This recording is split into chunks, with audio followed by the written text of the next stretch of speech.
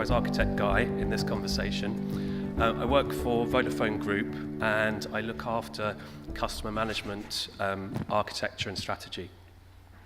And today we're going to talk a little bit about a project that we're doing with a TM Forum. It's actually one of the Catalyst projects at TM Forum this year. I'm not sure how familiar you are with Catalyst projects, but they're essentially a collaborative research and development exercise. Generally, you have a service provider as the sponsor who articulates the problem domain, and then we work with a bunch of different SIs and vendors to create some assets that can be demonstrated at TM Forum in Nice. So this year, Vodafone have actually articulated a problem domain very similar to the issues that you were mentioning earlier about omnichannel, customer experience silos, and so on. So what we've done is articulate a vision for where we see omnichannel heading. So for us, it really means about for the customer to receive a completely consistent and persistent experience that's intuitive. And it doesn't matter which channel they are starting off in or ending up in, it should always be a consistent, persistent, intuitive experience. And in order for that to happen, it has to be personalized. And that personalization has to be near real time. And in order to make this possible, we need to start making much better use of analytics and big data, and actually driving policy through those systems. So it's all about driving a more algorithmic approach to customer experience. And that means that we're able to drive automation in terms of the reactive communications, where we're getting people coming in, phoning us up, or initiating contact through website or contact center or retail. But we don't want to lose the personal touch that you get through automation. And also, we want to drive proactive experience for our customers. So to be proactively anticipating what their problems might be, how they might be feeling, depending on what's just happened to them with their service or where they are right now. And what's really important for us, and this is one of our challenges in Vodafone Group, is that information persistence across channels. So we're okay mostly if someone initiates and completes a transaction within a single channel, but as soon as customers start to channel hop, that's where we start to lose that consistent 360 view. So we want to be able to serve our customers seamlessly across all the different channels. And this isn't just about marketing. I think we've already said that today. It's really across the entire customer journey. So omnichannel should be driving up an excellent experience no matter which part of the journey that our customers are on. So in terms of the drivers for the Catalyst, as I said, we're all about driving great customer experience, as I'm sure you are too. We're looking to really test out this theory of driving great experience across all the different parts of the journey for the customer, whether it's just exploring, buying, using, getting support, or renewing and extending their relationship with us. This is actually part of a bigger care initiative within Vodafone, which is looking at how we drive excellence in customer experience across all of those different parts of the journey. And our CARE acronym stands for constantly connected, always in control, and that means this near real-time capability, rewards loyalty, and for easy to do business with. So those really are our driving principles for customer experience in Vodafone. And why are we participating in the TM Forum? Well, we're doing a lot of work internally across our different operating companies for each one of their transformations to really drive this customer experience journey. But we're also working with our partners at Huawei and the other participants in the Catalyst to really sort of open this up to drive standards in this evolving area of omnichannel and digital journey design.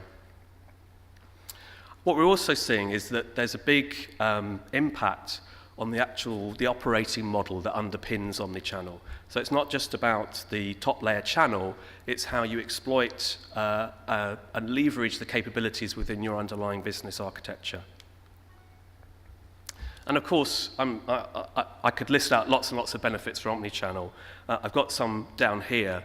I guess the key thing is about creating that great customer experience, that wow experience that can be so often missing in today's interactions with service providers. And as I said, personalization really is key to all of this.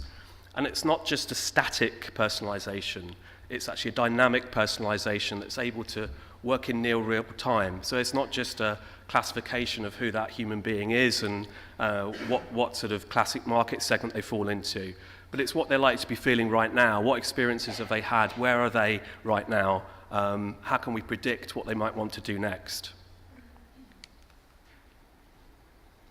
And so, again, I've said this a couple of times already, but it's not just about a single part of the journey. It's actually about how we permeate all different aspects of the customer's journey with a true cross-channel experience. So part of the catalyst is looking at how we can monitor and anticipate our customers' needs throughout their journey. How we can actually act on different interactions across those different channels to ensure the most appropriate responses and best possible experience. And so we're looking at, as part of the catalyst, at monitoring interactions in real time, looking at not only what the customer's doing, but what the network is actually doing and how that's impacting customer service, looking at how we persist the journey across the different channels, and how we can proactively use all of that big data analytics to really drive a great experience. So as part of the catalyst, we're working on a number of use cases and a number of underlying EA, enterprise architecture assets as well. So I'll just go through one of them here today as an example. There's a lot of text on there, so I'm going to move on to the next slide. So this is really about a churn to return example. So we've tried to come up with scenarios that really sort of test the problem domain for us at the moment. So in this example, a customer has logged in to the website through her or on an app. We're able to understand where she's at right now. We understand what kind of person she is, what kind of experiences she's had recently with our service. She's a high-value person. She's near the end of her contract, but she's got low NPS and satisfaction. We're able to look at events that have occurred in the network and how they may be impacting how she's feeling right now about her service, whether she's had dropped calls or other interruptions or trouble tickets. And then we're also able to see where she is. So we're looking at how we feed in geographic information into this. And as part of this analytics engine driving proactively, we're able to offer her a unique personalized offer through the app. Now, in order to make this truly omnichannel, we've got the notion that actually she's not in the mood to renew her contract with us right now. So she actually rejects that or doesn't take up that offer. But what we're able to do is not, as we might in our sort of classic stacks, is lose that opportunity and lose that persistence of journey. We're able to take that through and make a separate offer to her, which will then persist and is able to be realized either through a contact center or a retail store or whatever other channel she chooses to operate in.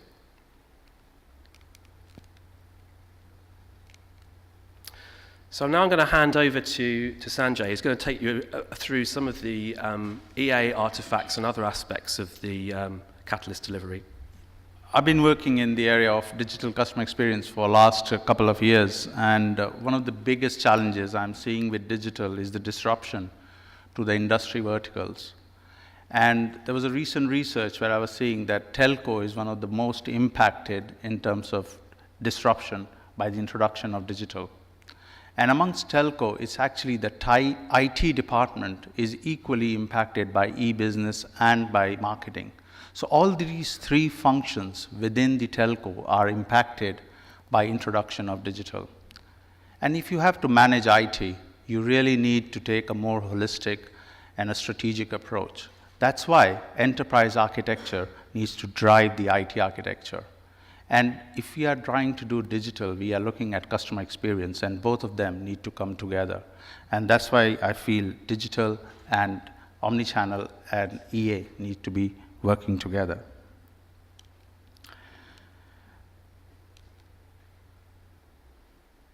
Okay, so within Huawei, our key focus is around driving collaboration and industry standards and bringing people together to work on omnichannel. This is one of the first initiatives, and that's why we are working with Vodafone and Tele Management Forum, and we are working together to create the use cases, create the solutions that can be used for omnichannel. Second, we are also looking at working with the Open Group, where we are working on projects like digital business and strategy and customer experience. We are looking at enterprise architecture guidebook for telcos. So this is to define the capabilities required to become digital. We have got an Open Roads community initiative within Huawei, which is actually a special interest group just to bring around digital customer experience and how to get it introduced to the operators. Huawei invests a lot of resource and effort in innovation, and this is one of our key focuses. One of the areas where we have been investing is around persona-based customer interaction, persona-based digital customer experience. And this is a research which we have been investing over the last 1.5 years. And you would see that some of this is also used within omnichannel right now. And our ultimate aim is to drive CSP business growth. Because why people want to do omnichannel? Because they want to sell more. They want to make sure that people have the consistent experience across all the touch points so that they remember you, so that they know that it was a good experience and I will buy on this site or on this location, or I will go to this physical shop and make this transaction. And we need to help our operators and telcos to do that. So Huawei's omnichannel approach is based on 3 key principles. We have been talking about customer journey lifecycle for the last 3-4 years now, and we have been adopting the approach from Tele Management Forum on the customer experience lifecycle model. And we have taken the same approach when we did this use case working together with Vodafone, where we mapped out the customer journey, looked at the different touch points, and then tried to cover all the physical and digital channels. And then we started looking into personas.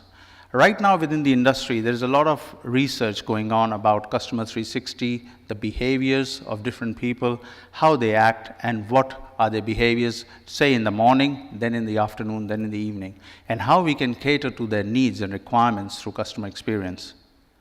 And finally, business architecture to drive integration. Let me spend a couple of lines on this. Enterprise architecture is understood as 4 key components: business, information, applications, and technology. Everybody understands information is important in omnichannel because it has to be consistent and shared. But business strategy has to be driving your overall IT strategy and IT architecture. And business strategy just alone will not be enough. You need to look at digitized and agile operations, because with omnichannel, your marketing director would want to make different configurations, different offers at different times of the day. The speed of business needs to change. And that's where agile and digitized operations come in. So this business architecture approach helps us to take a holistic view, helps us to understand that we do not only need the omni-channel persistence of information, consistent customer engagement, but also digitized and agile operations. Then, the key issue right now with a lot of telcos, and in my discussions with Vodafone and other operators worldwide, has been the legacy. A lot of the legacy operations, telecom, and especially mobile telecom, has been around since the 1990s. And there is a lot of equipment which is already working, and it's already serving. You cannot switch it off. You cannot put it off suddenly.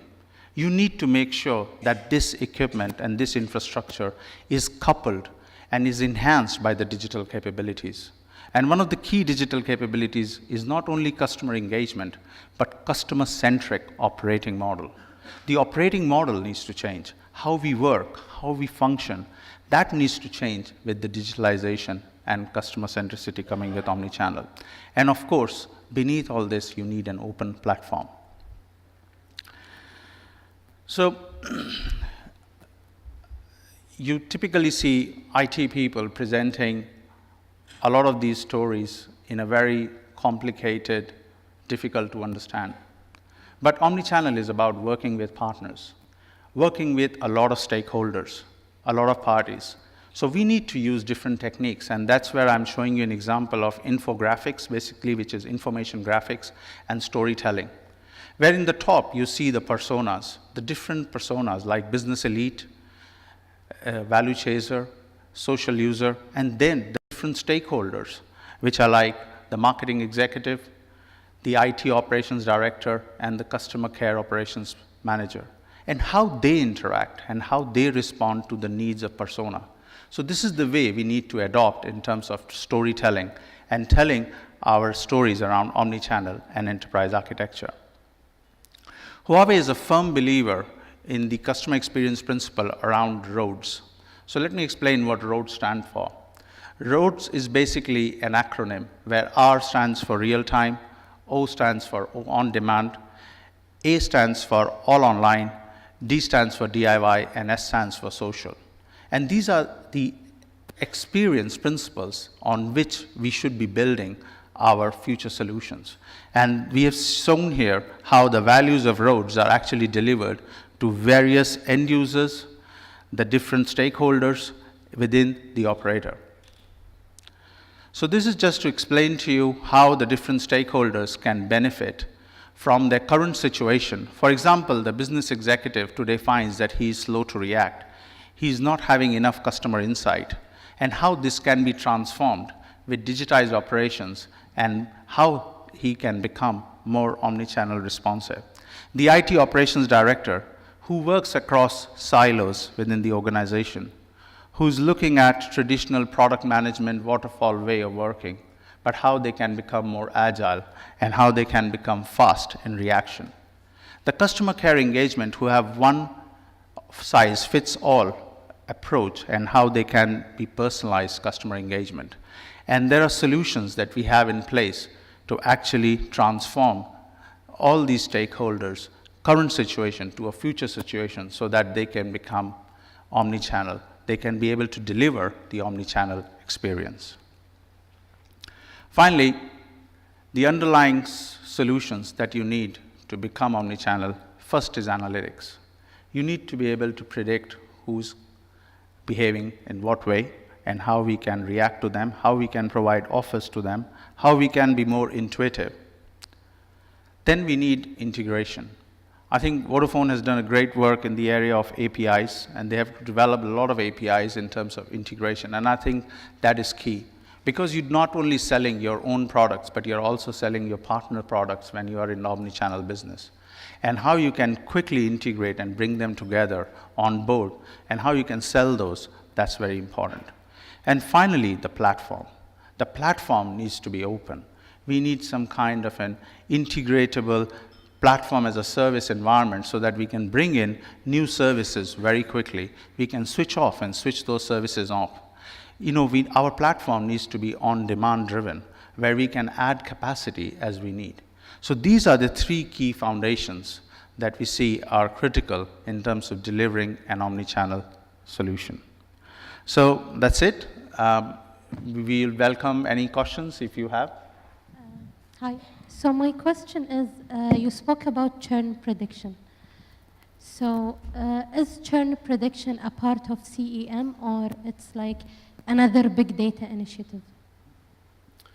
So, so we just picked up on one of the use cases in the Catalyst. So we've actually got use cases that touch on every aspect of the customer journey. And you're right, actually, in order to drive great customer experience, it isn't one single silo capability that we need to address. It really is how we orchestrate those different capabilities, such as big data and analytics, or your classic CEM capabilities or your channels capabilities. It really is about breaking down those silos and seeing how we leverage and orchestrate across all of those capabilities to bring about customer experience excellence. And churn, frankly, is one of those areas where if we can be more predictive, more personalized, more understanding of how our customers are feeling, and more proactive in the way that we approach them, then sure, we can bring churn down. So do you have any customer experience assets in terms of customer experiences that you actually anchor your measurement to? In other words, as examples, the number of times one gets junk mailed and therefore learns to ignore an organization, the number of times that you get junked offered, so the number of times that you as an organization might make an offer to me that I'm going to ignore, these are practical impacts of your actual strategy. Do you measure anything like that? All top down. How do you get the customer view in the real world? Analytics and the KPIs around it are key, as you said. I guess in our strategy we've got this collaborative R&D that we're doing with TM Forum. So as part of that, we are defining KPIs that measure customer experience. TM Forum actually already have a customer experience maturity model that starts to look at those different capabilities and how mature you are as an organization. Internally, we're working as part of the strategy in order to basically demonstrate execution against the strategy. We are issuing KPIs that permeate all aspects of customer experience to all of our opcos, and also taking both a business view and an IT view. So how can we transform IT to truly enable some of those interactions, and then how can we monitor those interactions and those customers' experience within the business? So what I wouldn't say is that we've executed against all of that, but it absolutely is part of that strategy that we're working towards now. I get the point. That's not a customer, so that's business strategy, that's IT or CTO, whatever.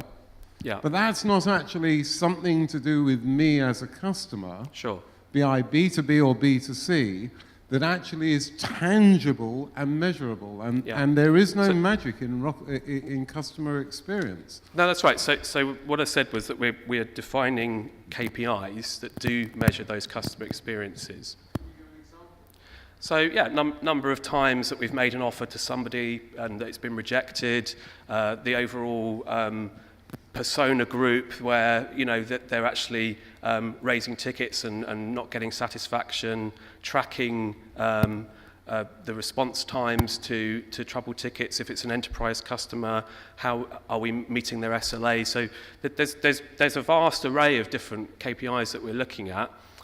What I would say is that we're not consistently applying those to the same level of maturity across all of our Vodafone operating companies at the moment, and that's our challenge, really. If I could add in, actually. So we're working with TM Forum for last 3 years, and we worked with Rohit. He's in the audience as well, and he used to work for Oracle at that time, and Huawei, Oracle and Ericsson worked together to define the customer experience indicators for journeys and touch points.